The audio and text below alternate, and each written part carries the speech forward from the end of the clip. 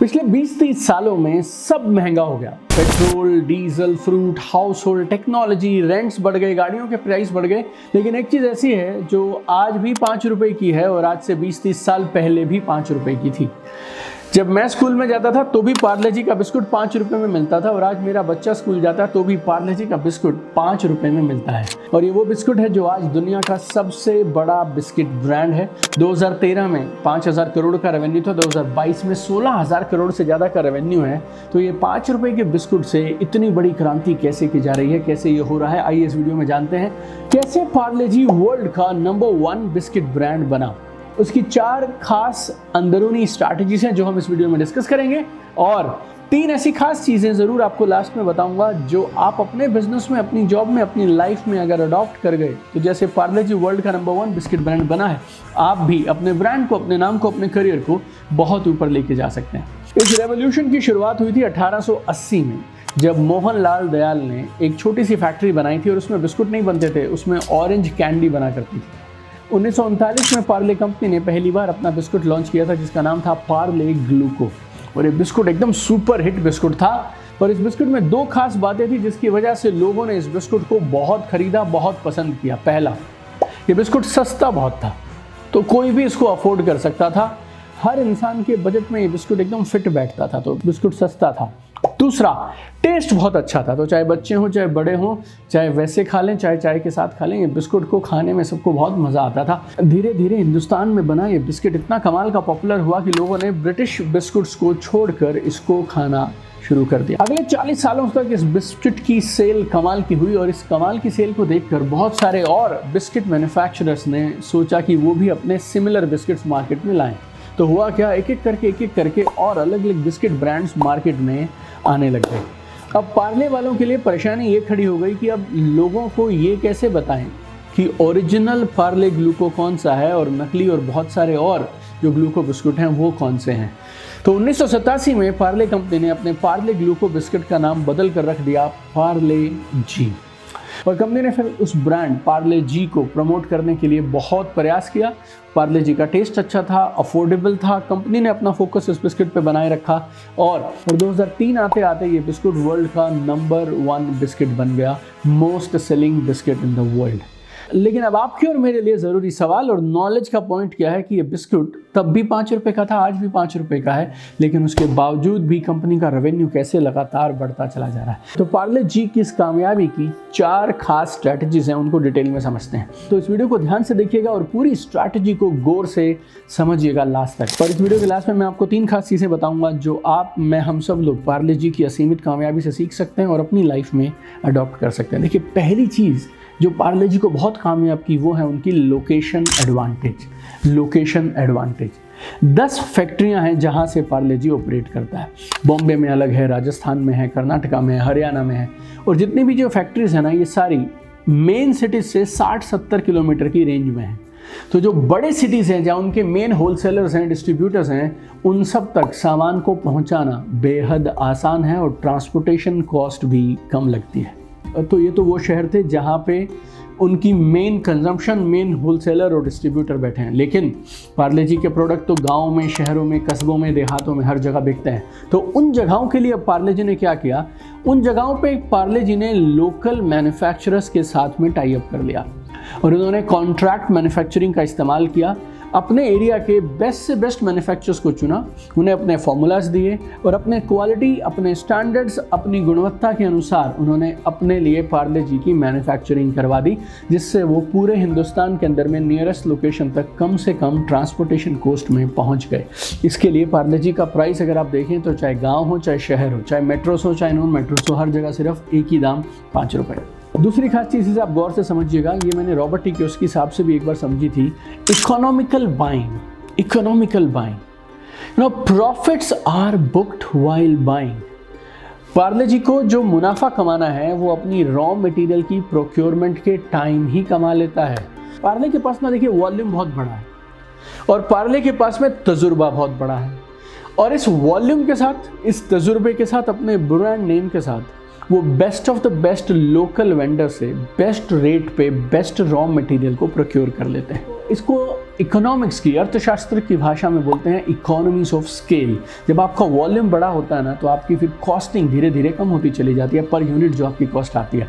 पार्ले जी के अपने ब्रांड की वजह से, एक्सपीरियंस की वजह से और इतना बड़े स्केल और इतनी बड़ी रिक्वायरमेंट की वजह से उनको रॉ मटेरियल सबसे कम कॉस्ट पर मिलता है। और इतने सालों के तजुर्बे से उन्होंने अपनी फैक्ट्रीज में और अपने मैन्युफैक्चरर्स के साथ में वेस्टेज को ना बराबर कर लिया है। 110 टन की प्रोडक्शन होगी तो 1% की भी वेस्टेज नहीं निकलती है। तो पहले मैंने आपको चीज़ बताई, वो था लोकेशन एडवांटेज, जिसकी वजह से ट्रांसपोर्टेशन कॉस्ट कम थी। दूसरा है इकोनॉमिकल बाइंग, जिसकी वजह से रॉ मटेरियल कॉस्ट भी कम हो गई। और ये दो बड़े फैक्टर हैं जिनकी वजह से पिछले कई दशकों से पार्ले जी लगातार नंबर 1 है। हाँ, एक खास इंटरेस्टिंग चीज़ है, कुछ साल पहले जब पार्ले जी 5 रुपये में मिलता था तो 100 ग्राम मिलता था। आज पार्ले जी जो मिलता है 5 रुपये में, वो 55 ग्राम मिलता है। क्वांटिटी कम कर दी, प्राइस नहीं बढ़ाया, 5 रुपये पे टिके रहे। इस बात को गौर से समझिएगा, क्वांटिटी कम कर दी उन्होंने, लेकिन प्राइस जो है वो सेम रखा। लेकिन इन सब स्ट्रैटेजीज के बाद भी पार्ले जी का जो एक बिस्कुट है वो अपनी कंपनी के लिए उतना प्रॉफिटेबल नहीं है।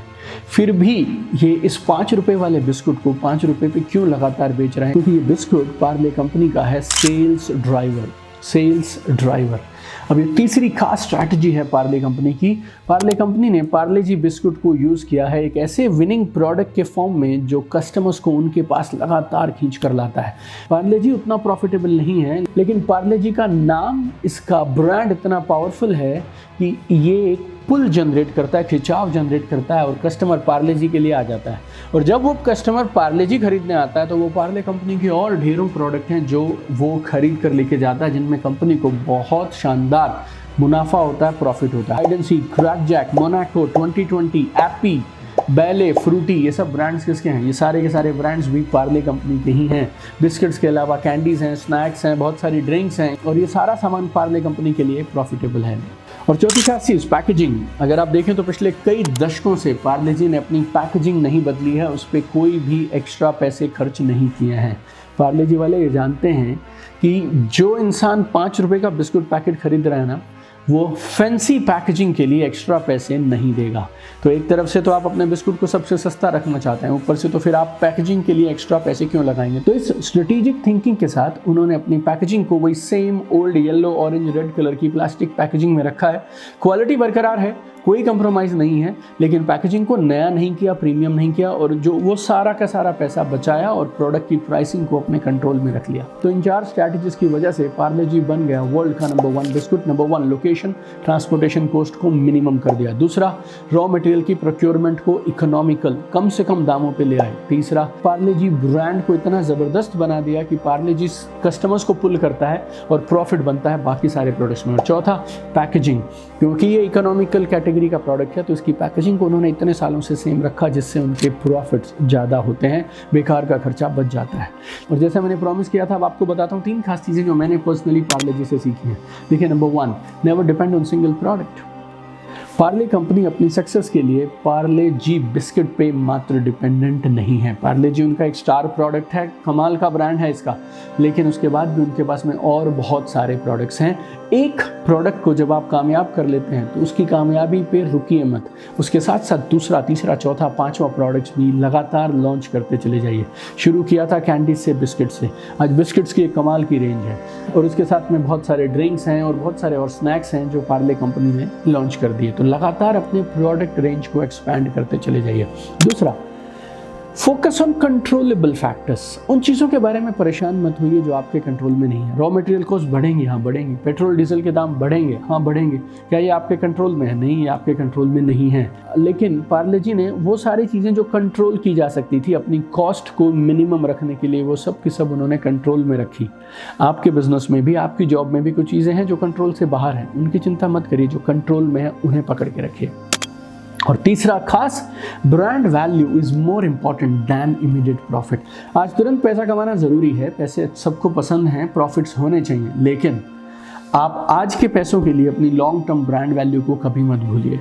आज हिंदुस्तान के स्टार्टअप इकोसिस्टम में भी बहुत सारे ब्रांड हैं। पेटीएम हो सकता है, जोमेटो, स्विगी, ये सब लॉस में है, आज पैसा नहीं कमा रहे हैं, लेकिन ब्रांड वैल्यू के साथ इनकी मार्केट वैल्यू लगातार बढ़ती चली जा रही है।